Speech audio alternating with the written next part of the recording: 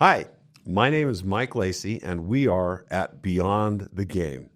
And I am very grateful that Greg Wrubell, the voice of the Cougars, is here with us today. Thank you for being here, Greg. Mike, it's my pleasure.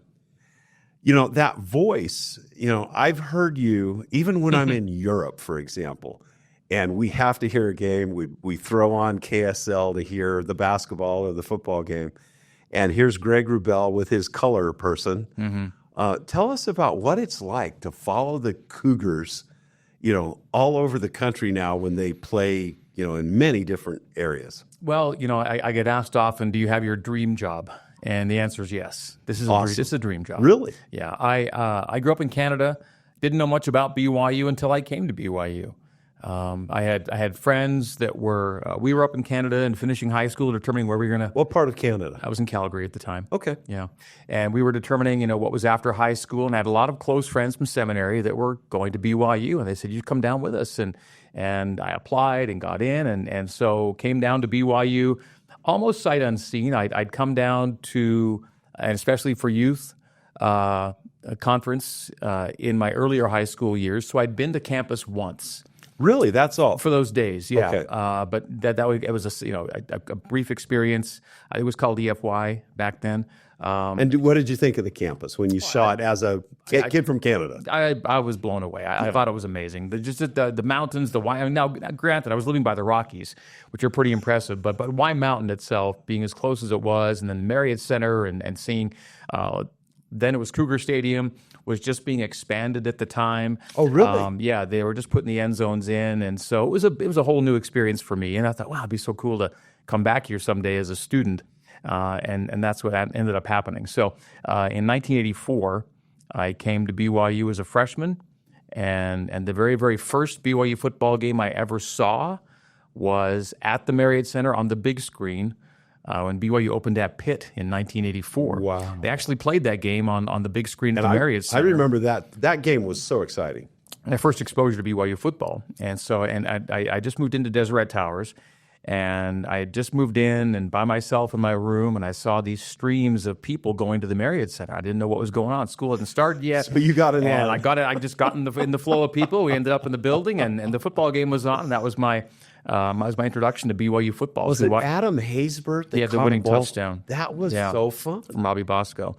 That was my first year away from the team that I had played for, and then I stayed and got a master's degree. So 84 was my freshman year, and that was kind of where it all started. How did a young guy like you, teasing, of course, but all right, in 1984, you're in the Marriott Center, you watched that game. What were your feelings? I was like, this is big time sports. It was. The building was really full for this football game, and of course, later on, I'd get into the building for basketball games and devotionals and see just how full that building could get.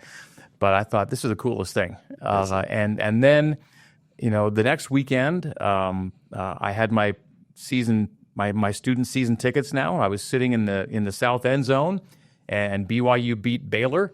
In the first ever home football game I ever saw, and we never lost a game that year. We just kept on winning week after week. I know. And that was a cool thing too. Was I thought, is this the way it goes? It's just that easy. Yeah, it's just that easy. And I still remember distinctly, going to class and early in the morning, reopening up the Daily Universe and finding out where we were in the polls each week, and kind of following that whole you and me both, brother. And it was just the coolest thing to see BYU rise to number one by the end of the year, and then. I went home for Christmas, and that's when the Holiday Bowl was played, but in the Stake Center in Calgary, they had the Holiday Bowl on. So I got to see BYU play Michigan. So by now you're a fixed fan. Fully invested. And I thought, how am I not going to, thankfully the church and the satellite system had the game on. And so I was able to see it and celebrate the 13-0 season away from BYU, but at home in Calgary. That was my first year as a fan. Yeah. I love those stories. I am a convert to the church. As were we up in Canada. Yeah. Awesome. And so I had never been to Utah until I went to a camp at BYU. And your experience was very parallel or similar to mine, because I was just blown away by the campus and the mountains. I mean, California, the Sierra Nevadas are beautiful, but where Sacramento, where I'm from, they were quite a ways away. and I was just blown away. And it is a beautiful campus, so well kept up. And then when you go to some of the sporting events, it was just amazing. Yeah. Now, Greg, in my day, it was Paul James who was the voice of the Cougars. And your day is not too far removed from mine, mind you. I know. My freshman year was '84, and you were playing in the '80s, so we're right there. Paul James, he was my mentor. And when I came to Utah, came to BYU, I knew I wanted to be a broadcaster, and I was listening to games on the radio pretty frequently as well. And I got a quick introduction into who Paul James was. Of course, he was on TV at KSL at Night Channel 5, so I was seeing him and hearing him, and quickly grew to understand just how legendary he was. And so how cool was it then? Fast forward a few years, I got 2 years in before admission. I was a little younger. I came to BYU at 16. I turned 17. 16? I graduated high school at 16. I turned 17 when I got to Provo. Wow. So that's that first year, my freshman year, I just turned. I was a young kid. I was a very young, short, very youngish looking 17-year-old. I got 2 years in because of my age. So 17 to 19 at BYU, and then mission for 2 years, and then back to BYU. Where'd you serve your mission? In Brazil. Okay. And so when I came back, I had an opportunity to get an internship at KSL Radio with Chris Tunis, who was then the sports director at KSL, and Chris was kind of a sports talk pioneer. And got to train under Chris, and then KSL hired me, and I was working at KSL in news for a few years, and then a sports position opened up at KSL Radio, and part of that sports position was the sideline reporter responsibilities for Paul James's radio crew for the football games, because Paul was working with Mark Lyons. The sideline position came open, and I got that position in 1992. And so starting in 1992, I was now part of Paul James's radio crew. So I'd seen Paul, I'd heard Paul, I knew about Paul. Now I got to work with Paul and under Paul. So he would break sometimes and say, Greg Wrubell, you're on the sideline, and someone maybe got hurt. Right. So during the week, I would go do interviews with players he would use during his pregame. Maybe I'd be part of the pregame show. In-game, he goes down to me for any kind of commentary, injury updates, interview with LaVell at halftime. Post-game, I'm in the locker room with LaVell, putting a headset on LaVell, headset on players, doing interviews, all part. So everything that he couldn't do in the booth, I was doing from the sideline. Sure. So I got to be his sideline guy for 9 seasons. Good for you. And that gave me pretty much all the training I needed, to ultimately do play-by-play, which is something he did through the year 2000 in football. When LaVell left in 2000, Paul left. They kind of left together, as you might remember. Right. And a few years prior to that, starting in 96, 97, he dropped basketball off his schedule. It just was a one-sport guy. And so I got to do basketball for those intervening seasons. I remember that. And so I had a few seasons kind of learning the ropes in basketball, so that when he stopped doing football, I then picked up football as well and then began doing both sports. But those 9 years of training were super integral to learning the craft. As a fan, I have a question. Yeah. I think everybody would wonder how, basketball would be easier. You see their faces, you connect their number, and there's only 5 guys on the court at a time, maybe 11 or 14, players that you might mention. On the football field, a play-by-play guy, there's a play, and you don't want to say number 32 just made the tackle on number 11. You never. So how do you prepare? The preparation must be amazing. Yeah, there's two components of it. The BYU part happens early, happens in the summer. You're getting to know the team. So once the season begins, I'll have memorized every player's number on the BYU roster. So if you give me a number, I'll give you a name. But now that they have some guys on defense and offense, double you'll numbers, have the same number. Right? So you'll memorize. You have to know that. You'll memorize 2 number 5s, 2 number 3s, 2 number 1s. Yeah, you're doing that. So before the season begins, you've locked in all 80 to 105 names that you need to have, right? Yes. So if you see a number, you need to know the name. And so after a couple of weeks of training in the summer, those numbers are locked in. So when I either go to practice or go to scrimmage, I'm practicing in my head what I'm going to see on game day. So it has to be automatic. You see the number, you say the name. You can't be thinking, looking, finding, or certainly you don't say the number. So that part's done. But the opponent part is where you are literally bringing in 50 to 70 numbers with names, then kicking them out, and then bringing them in and kicking them out every week. Every week. So I have drills and I have ways that I get those locked in, but then I have to kick them out and make sure that last week's 88 isn't this week's 88, right? But that's the challenging part, is making sure you're refreshing your brain with new sets of numbers, but that they're still automatic for you. Wow. And so fortunately for me, the memorization part has been something I've been able to kind of latch onto.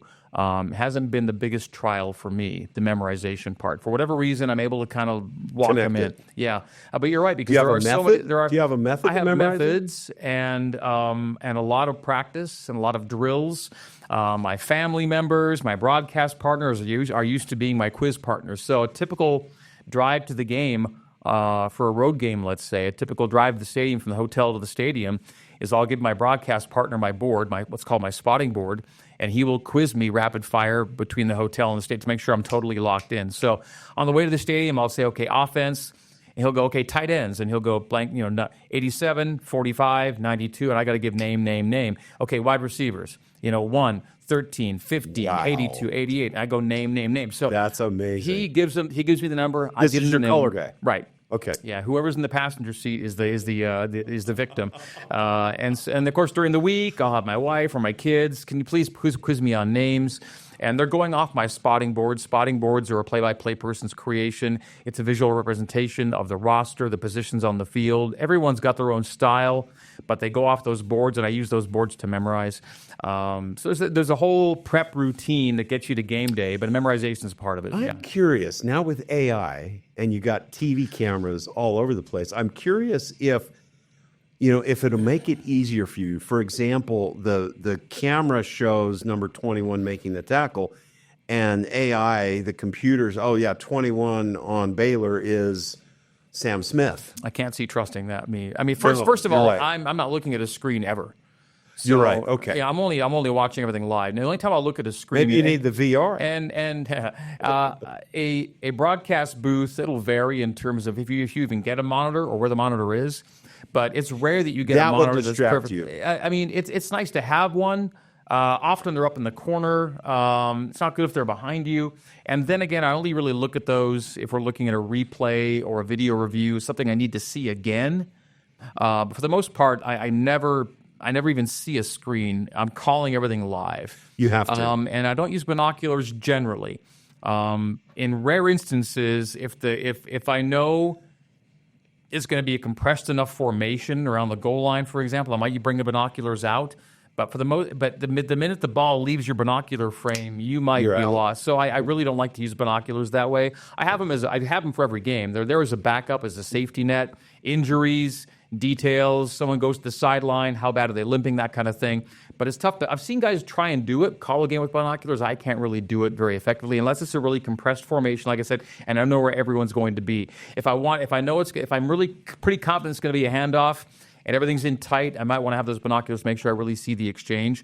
But I find too often if you're too narrow in your scope, you could miss a lot on the outside. I remember reading a story about Ronald Reagan, and he obviously was a great communicator. And a play-by-play guy from back in the day. Well, that's what I was going to take you to. But do you remember how he did the play-by-play? Was it the Chicago Cubs? Yeah, he would have sound effects and off telegraph. He'd be recreating details. I think it was a ticker tape or something. Yeah, you're right. It was a ticker tape telegraph. He'd be reading details and recreating the game as if he were at the game. Yeah, isn't that amazing? Amazingly skilled. Yeah, yeah. And it's fun to think, where we've come, where you are now. Mm-hmm. I remember on our buses from the airport then to the stadium or wherever, or even at the hotel sometimes, Paul James and his crew would be with us. Yeah. And maybe that would be a distraction because your color guy is the one that says, Eddie Keel is going through something right now that's really difficult, blah, blah, blah. What do you need to know the color behind the team, or do you want to just know the raw stats? No, it's always good to have background information, relationship stuff. Things are different now. I think it was probably easier to get closer to players and coaches back in the day than it is now. Things are a little more regimented, a little more structured now. Your opportunities to interact maybe a little more confined than they used to be. Okay. And I don't travel with the team because as broadcasters, our schedule's different. Our schedule's different. True. we'll still be on the air when the team leaves the stadium, for example. So it'll be tough for us to break down and get on the bus with them just because we're still on the air. Could. And so we don't travel together. I do travel with other teams more closely than I do with football. But it's up to the person themselves to how close they want to be. I like the fact that I know a lot of the coaches pretty well because I've known them for a long time, and some players fairly well. I think back in the day, I felt like I knew more players better because I knew them for longer. It feels like nowadays things are a little more transitory, transfer portal, other reasons. You may not always get a class that comes in and leaves as seniors 4 or 5 or 6 years later, a little more transitory perhaps. But anything you can find out in terms of background and the communication staff at BYU does a great job about that, making sure that we have all the tools at our disposal to tell good stories. In radio, the most important story, though, is the game. Is what's in happening. TV, it's a little different. In TV, because if you're watching a television broadcast, your eyes are the play-by-play. I mean, could you watch a game without an announcer and have an idea what's going on? Well, certainly you could. Yes, because you can see what's happening. Sometimes they're talking with some right. If you had no audio, let's say you're watching a game on mute. As long as you've got the score in the corner and the time and you've got eyes to see, you can tell what's going on. Right. Okay? If you stare at your radio, as long as you want to stare at that radio, if the volume's down, you don't have a clue. You're not getting in it, and right. You're really curious. So when the radio's on, you have to give them everything. And so stories are great, but stories sometimes are more easily told on a TV standpoint when you've got some room to breathe. And you can tell a story while the game is going on, and you can tell a story about somebody while things are happening. We're in radio. If you're telling a story apart from the game, as the game is happening, you're missing part of the game. Yeah, and that's your job, right? And the basics are the basics, right? It's time, it's score, it's down, it's distance, it's direction. It's all these things that you might be able to see in a TV broadcast you wouldn't think about describing. You have to give the audience in radio. I love the way you broadcast, the way you tell us about the game. You do a very good job that way. And I've almost chuckled to myself at times when you and, say, Mark Durant are expressing your opinions. And you have to. I mean, it's probably more incumbent on Mark than it is on me, of course, to be the opinion maker. But yeah, I think just naturally some of my opinions will come forth, my feelings will come forth in the course of the game. Because you're a fan, right? And my moods too, and that's something I need to be careful of too. Because I am a fan, if things aren't going well, I need to be careful and cautious that my mood isn't impacting the presentation in a negative way if things aren't going well. So that's a challenge. It's a challenge, but I think we fans are your feelings resonating too, with right, you. But at some point, you also need the broadcaster to be the guy that kind of brings everyone back in, and maybe and doesn't let the emotion get, and make sure that there is some pragmatism involved still, and that it doesn't become something that's emotionally negative. So it's something I'm mindful of. If I feel myself going that direction, I'll try and pull myself. I think you do a very good job. Yeah, thank you. And it's important to all right. Our play-by-play guy still has an opinion about what's going on, and that's good. Passion. I mean, of course, yes. and we're kind of going a few different directions here, but I share with students and anyone who cares to be a play-by-play person. I share with them what I call the 3 Ps of play-by-play. Really, and this might be something that you think about moving forward if you're watching or listening to a game. Is how well the broadcasters manage these 3 Ps, if you will. So the 3 Ps of play-by-play for me are, and they came about. They weren't described to me as P words, but as I was having a conversation with somebody I admire greatly, he was describing to me what he thought made a good radio play-by-play announcer. And he was relating it to the job I'm doing and how I'm performing. And he said, these are the things I think either you do well or someone should do well. And he described them to me 3 different areas. I thought they were really brilliant, and I wanted to make them something that were easy for me to remember and to transfer to other people. So I called them the 3 Ps of play-by-play. They weren't P words originally, but I made them into P words. The first one's passion. All right, you've got to have the passion. It's a passion for the school, passion for the game, passion for the craft, passion for the experience, passion for the audience. It has to come from your heart. Yeah, the audience has to know you love what you're doing, and you're invested in it, and you care about it. And for me, I do. It's my school. I graduated from BYU. I love calling BYU because it's my school, right? How much closer could you be? I love the craft. I love trying to get better game by game. I love broadcasting, the art of broadcasting. So the passion's there. That's got to be there first and foremost, I think. Number 2, preparation. We've hit on some of it with memorization, but the preparation is massive. Like even more than that. When you sit down and you put the headset on and they say go in your headset, you've got to feel you've done everything possible to get ready for that game, because you never know what's going to happen for the next 3 or 3.5 hours. It's ad lib, it's off the cuff. You could make mistakes. Who knows what's going to happen? You might see a record. You might see a once in a lifetime occurrence. You might see the biggest win, the biggest loss. Who knows what's going to happen? But you can prepare so that whatever does occur, you're ready for it. And you can report on it properly. And so preparation, and that starts the day of the previous game. As soon as the game ends, I'm starting to compile the information from that game for the next week. And it's stats, it's research, it's trivia, it's practice, it's film, it's memorization, it's game notes, it's all these different, it's rule study, it's all these things that are lumped into preparation. Okay, I may not be the world's best broadcaster, but I can be the world's best prepared broadcaster. Of course. Right? So passion, number 1, preparation, number 2, and number 3, presentation. Yeah. The third P, presentation. This is where the rubber meets the road, right? This is what people hear or see, And you have a really resonant voice, a good voice. So however you present, right, that's the third one, right? And you want your presentation to be acceptable, agreeable, entertaining, inspiring, whatever the case may be. You want to be good. You want to be fun to listen to, or people need to enjoy the experience of listening to you. You could have passion. You could prepare like crazy, but if you just can't get it across vocally, if you don't have that part of it, something will be lacking, right? Sure. I'm not saying you have to have I wish I had Paul James's voice, right? I don't. I've got what I've got. He had a perfect play-by-play voice. It was kind of musical, kind of lyrical, great rhythm. I thought it was perfect. You know what a good voice sounds like, and I've got what I've got. But if I use it the right way and people have heard me for long enough, they probably think it works for them. Of course. And that's good. No, it does. It does. You don't want to be distracting. You don't want to be low energy. You don't want to be too high energy. You don't want to be too bassy. You have to hopefully find a sweet spot in there and make the presentation enjoyable. And it's not just your vocal quality. It's a lot of different things. It's your range. How high do you start? How high do you go? Do you enjoy the English language? Do you like using words? And I do. So hopefully this all comes through, right? So presentation is the last one. Some would say it's the most important one, but it's like the last piece of the puzzle. The passion and preparation come first. Then the presentation is, what people hear or see, but it's the last piece. The first two have to really come ahead of it. I have a funny question for you, Greg, because as an ex-football player, and I actually, my freshman year, Todd Christensen and I were good friends. I worked out with him. We were similar type athletes, and I had been a fullback at the time. And so he and I worked out, and I had he passed away so many years ago. What an interesting and good and accomplished young man Todd Christensen was.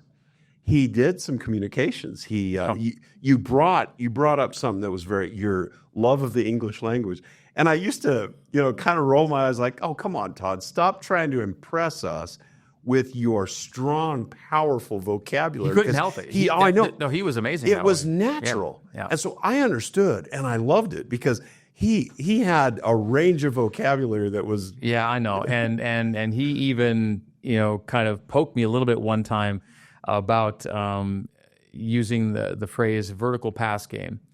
He's like, of course the pass game is vertical. Why wouldn't it be? It was, don't. You're talking about going downfield because there are laterals. You could, but he was like, he says, I don't know why you other people like to say vertical pass game. It's all vertical, But he was amazing. He was such a great communicator. As good a player as he was. Yes. He became a tremendous broadcaster, like an amazingly good broadcaster. I think.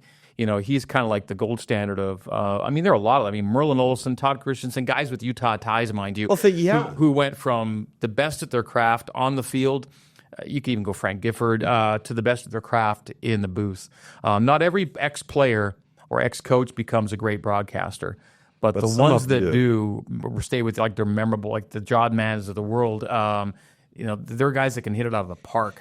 They do, and it's because of those three Ps, I think, because they have that passion, but then somehow they insert their personality that we as fans see it from their perspective. And I think you do that too. So don't get me wrong. I might roll my eyes because Todd's impressing us with his broad vocabulary, but I loved that. And I loved working out with Todd. We were neighbors of his in his last years, and he and Kathy. And I mean, the world misses Todd Christensen because of his great strengths. And I just trying to compete with him in some of those kinds of things was always a challenge. Yeah. Film.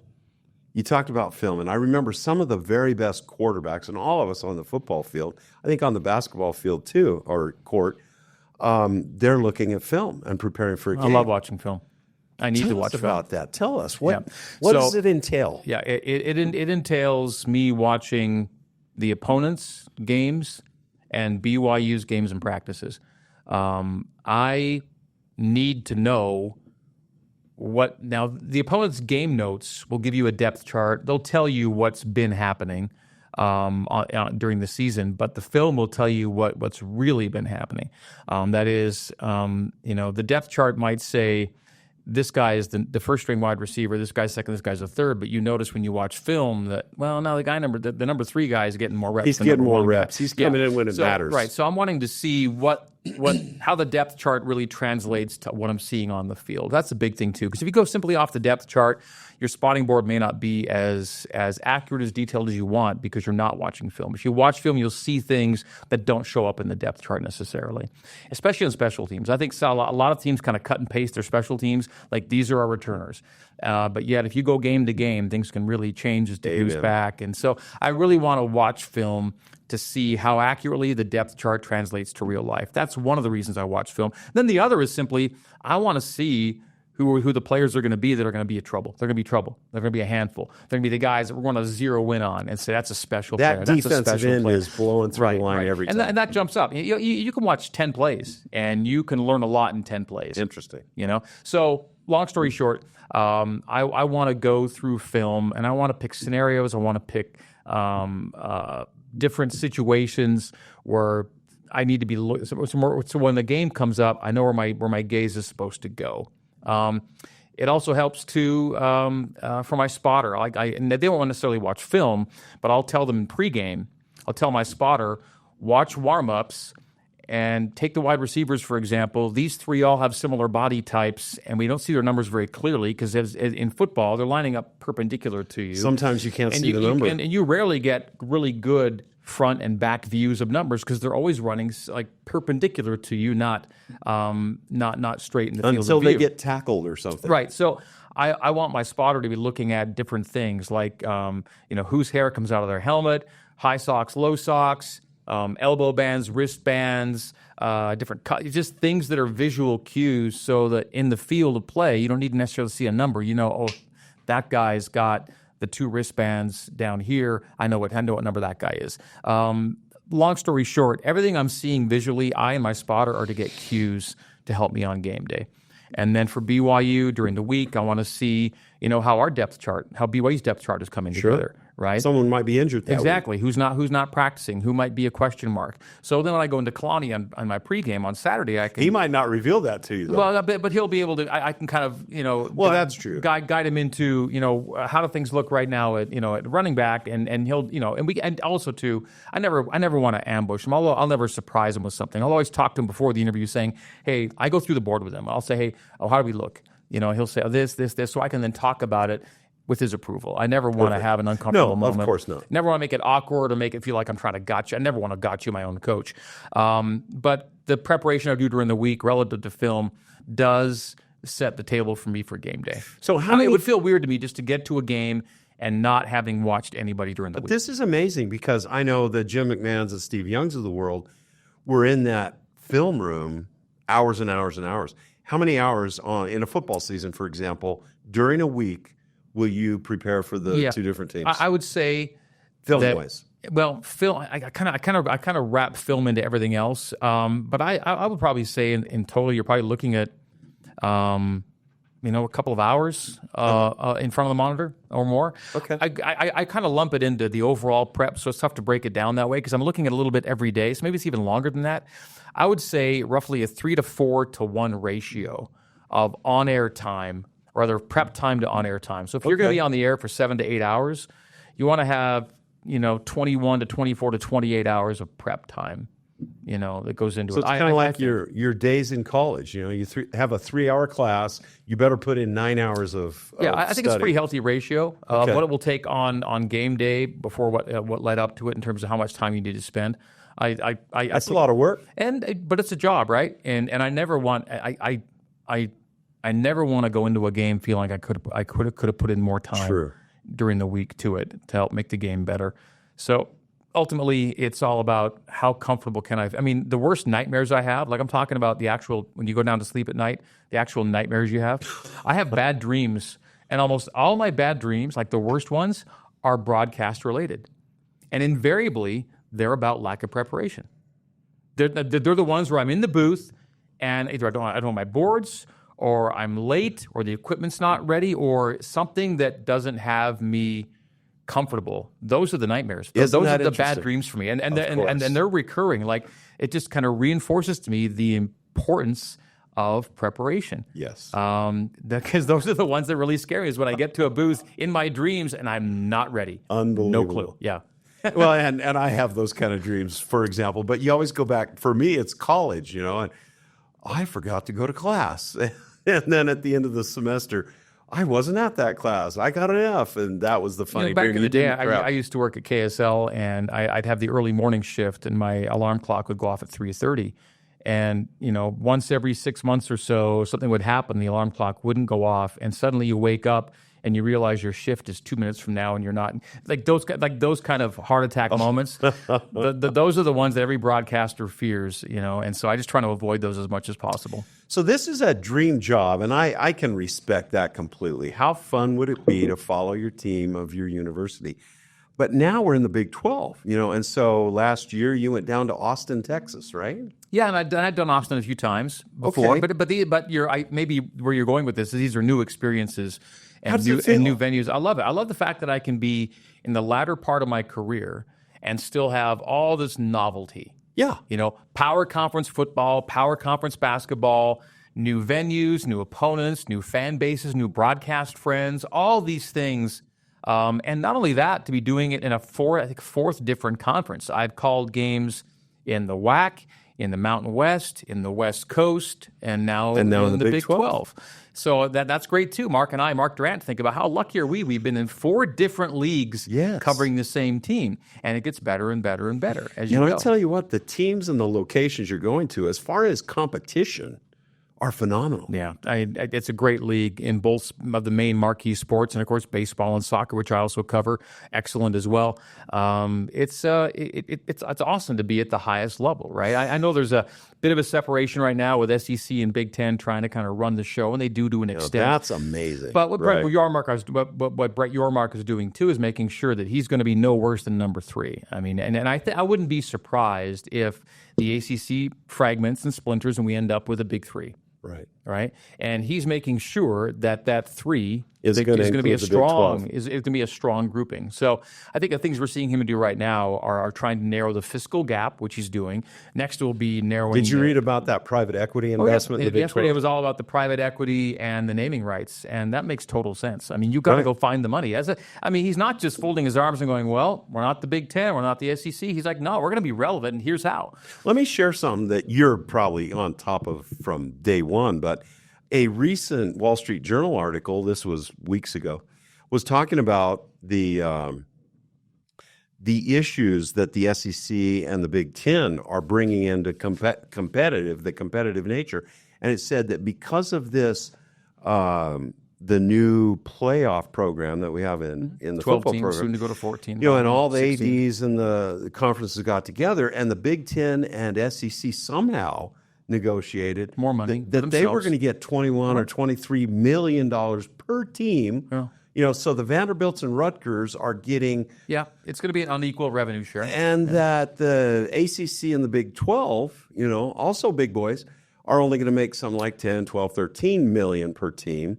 which is way better than what we were used to. But they went in with research, all right? They went in showing over the span of time, these are the teams that play in the most lucrative games. And it was the SEC and the Big Ten that have the lion's share of those appearances.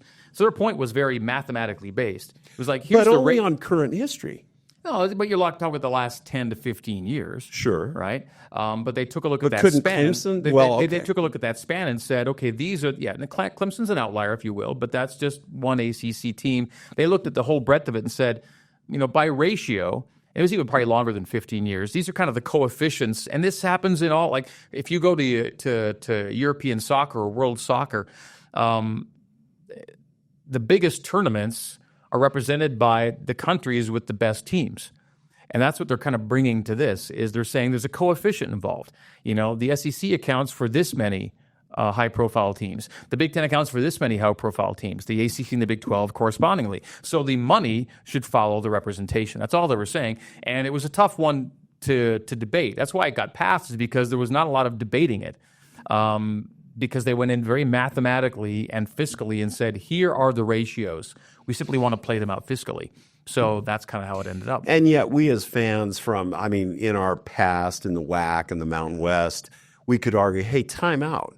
You're taking Wyoming and paying them $1 million to travel out to Tennessee or Alabama and beating up on these teams and therefore padding your schedule and your record, and therefore at the end of the season, you have an Alabama or a Georgia or an Ohio State. If I were the old Pac-12, I'd be able to argue, hey, USC and UCLA and those schools in Oregon used to make those same kinds of representations. Used to. It's not. It hasn't been the same. But that's a very interesting field. Which is why we're talking about the widening gap between power and non-power football, which is why it's going to be very difficult for the Wyomings and the Marshalls and everyone else of the world to do anything spectacular in the world of college football, because they're not going to have the ability. Any player that excels at the G5 level will be gone to the P5 or the P4 or P3 level the very next year. It'll be tough for G5 teams to carry into their senior year the best of the best college football players, because by then they'll be gone. They're going to get picked off. And so it's going to be a farm system and a feeder system. And that works on the teams too, because how long is Clemson or Fresno coaching, State? And it's what we've done is we've created a true, again, it's not official yet, like FCS, FBS, but there's the G5 and the powers, and the gap is widening. And because of the transfer portal now, there's very little need for the power conference programs to recruit necessarily as intensively at the high school level as they used to. They'll let the G5s recruit the high school kids. Sure. Let them get good for a year or two. And they'll get good in the transfer portal. And then we'll get them in the portal. Now, here's a question. How do you feel about this? Because in European soccer, you have relegation. And when I think of Rutgers and Vanderbilt, I just don't think it would ever come to America. Would that be amazing? That'd be amazing. Anyone who loves European soccer would love that dynamic, right? And let me explain that for the people who aren't aware. If you're in the Premier League in England, for example, and you're the last place team, the first place team in the next division down, or three teams in the case you drop three, bring in three, that kind of thing. Thank you. Right? Yeah.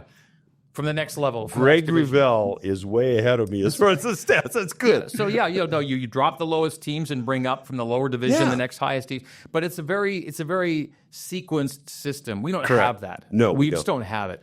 The best you could. Wouldn't that be amazing though? It would be, but I can't see anybody ever buying into it, because you'd be putting at risk guaranteed dollars, and nobody wants to do that. Agreed. Whereas in the Premier League, they actually do put at risk guaranteed dollars, and if you are the lower of the low, you do lose those dollars, and puts a lot of pressure because you lose the money. And then conversely, it's a lifeline for those other division teams that get the influx of cash.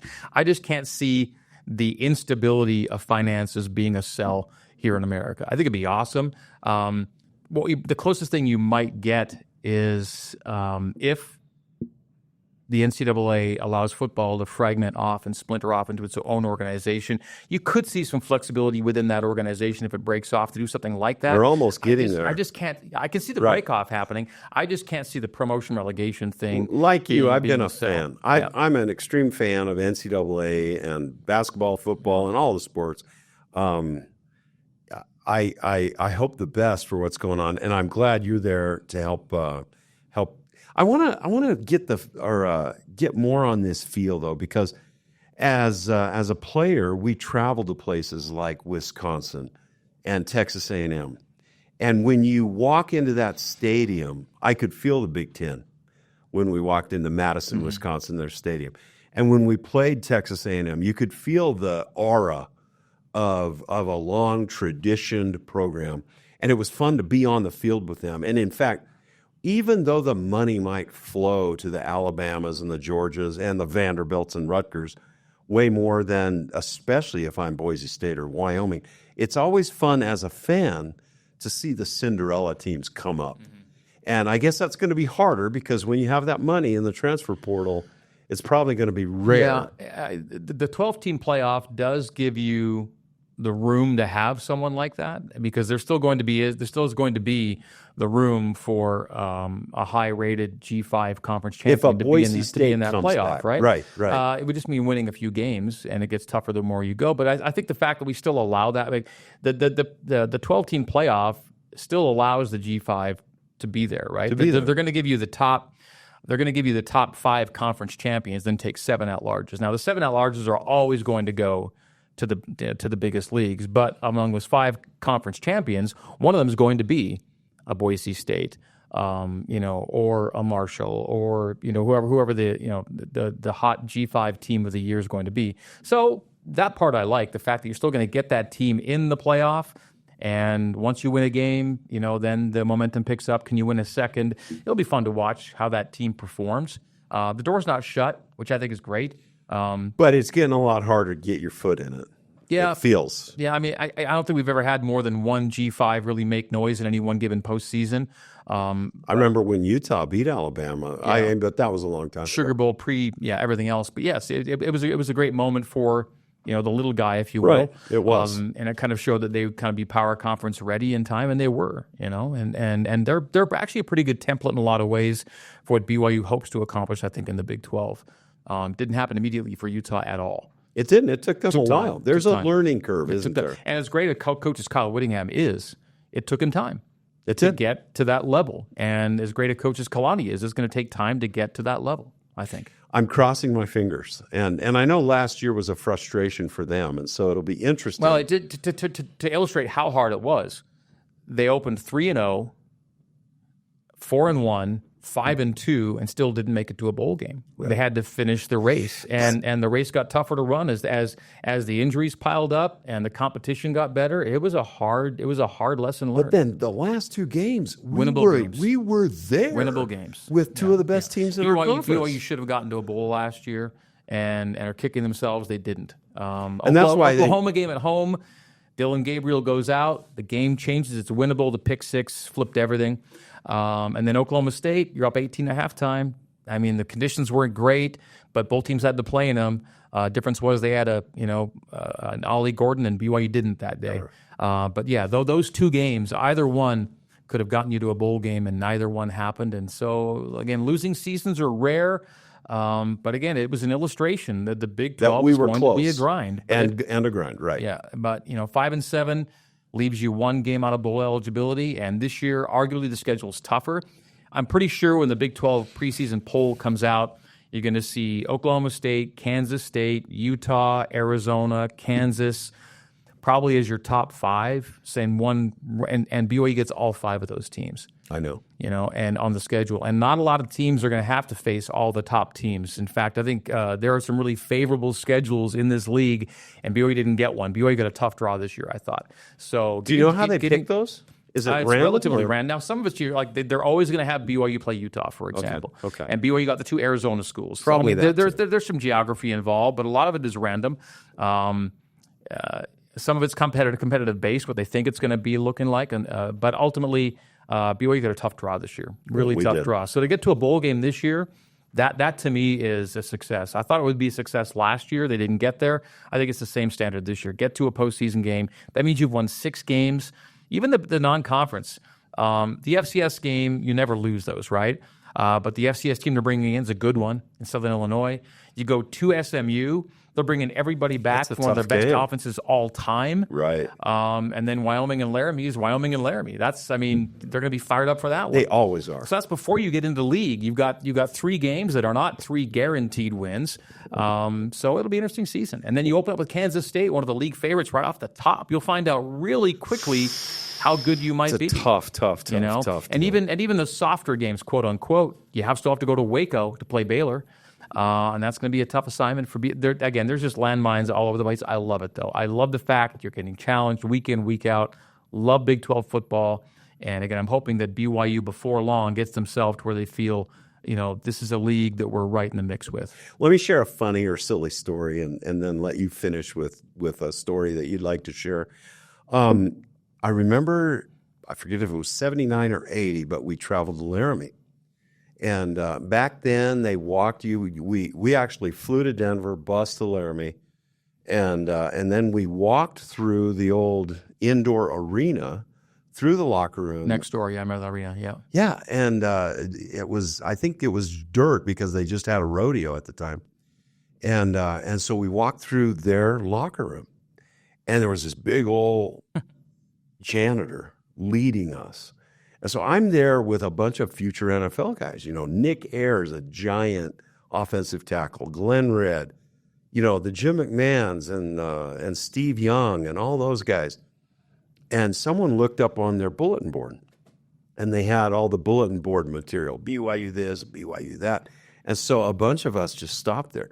The janitor from Laramie comes up and taps us, or one of us, on, get out of there. We got to, we're all looking at it. Seriously, the janitor in Laramie, it is so rabid that even the janitor is going to try to, tell you what to do and where to go. Yeah. And so it's been a while since I've been to Laramie. I'm looking forward to getting back. Yeah. Good for you. Yeah. And then, Greg, tell us if you'd like to share a story, heartwarming, adversity, what would you like to share with our audience that is a small segment of your audience? I want to reflect back on LaVell, and my first impression of him to my last impression of him, I guess you could say. I first encountered LaVell Edwards when I was a student reporter at BYU, and I was assigned to go get a soundbite from LaVell before the team left town on a weekend road trip. This would have been 1980, might have been the 84 season, my freshman year. And I went down to the football offices, and the bus had already left for the airport, but LaVell was driving his own car, and everyone was gone. And literally, I stumbled upon LaVell. I saw LaVell getting into his car. And I could see him from a distance. He'd just gotten into his car and closed the door and was starting to hit reverse and backing up. And I, like a ridiculous student reporter, ran up to his car and knocked on his driver's side window as he was trying to back out of his parking spot. If that was Bear Bryant or something. Yeah, and the thing is, I didn't know any better, and I did it. But who knows what the response was going to be. And I kind of knocked on the window, showed him my microphone with the mic flag on it, said KBYU. And I'm kind of like, and he put the car back in drive, moved back into the parking spot, got out of his car, went to the sidewalk, and did a 2-minute interview with me before he left for the airport, because he knew I was a student reporter, desperate for the soundbite. I was probably a little late, and that was my first meeting with the legend, LaVell Edwards. And that told me almost all I needed to know about who he was. That's right? Sweet. And so that was as a student reporter.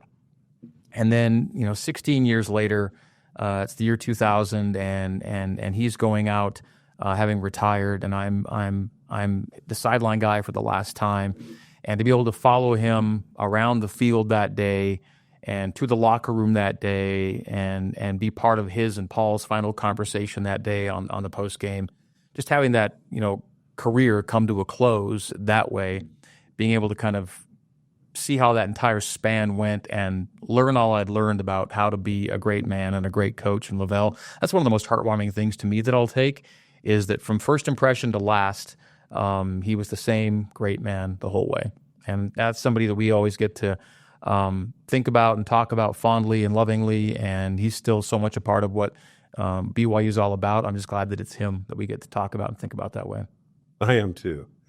Thank you. You almost brought tears to my eyes thinking he's- about that because seriously, LaVell Edwards became for us and just a legend who walked among us, and not to deify him or anything, but LaVell Edwards to me was trying to be a Christian man. Yeah. And he treated us all that way. And I'm so glad that BYU's current head coach is one of LaVell's guys. Yeah, that Right. he's trying to not mimic. That's the wrong No, word. but there are a lot of LaVell's characteristics, traits that you can see in Kalani. There are. Warmth, love, genuine compassion. A lot of things that they're the best of LaVell or some of the best of Kalani, which I really do appreciate as well. I see that too. And best of luck, and we as fans need to support Kalani. The other one that I was thinking of is Andy Reid. Andy Reid has reached levels of success that are amazing, and he'll be the first one to say, it's because of LaVell, right? So there's all these ties that we still get to, that still bring us back to him. Right. From the professional ranks to the collegiate ranks to so many people in between. It's great having him be a touchstone for your program, right? Exactly. Because it's in all the best and most positive ways. And again, the after effects of his tenure and his life are still being felt year to year, years after his passing. It's a wonderful thing. I love that you brought that up. Thank you. Yep. Greg Wrubell, voice of the Cougars. I'm so glad to have met you because now as you're speaking to me, whether I'm on the internet in Europe or listening to you on the way or back from the game, I'm going to put a face and a personality. Well, thank you. And thank you for all that you do. That preparation is amazing. You talked about in your latter years. No, you have a long way to go. I don't know. Keep it up. How Greg. much longer, but thank you. It's been nice meeting you, talking to you, and all my love to Cougar Nation. I do it for them. I'm one of them, and we do it together, and I couldn't be more blessed. We feel that completely. Thank you, Greg. Thank you.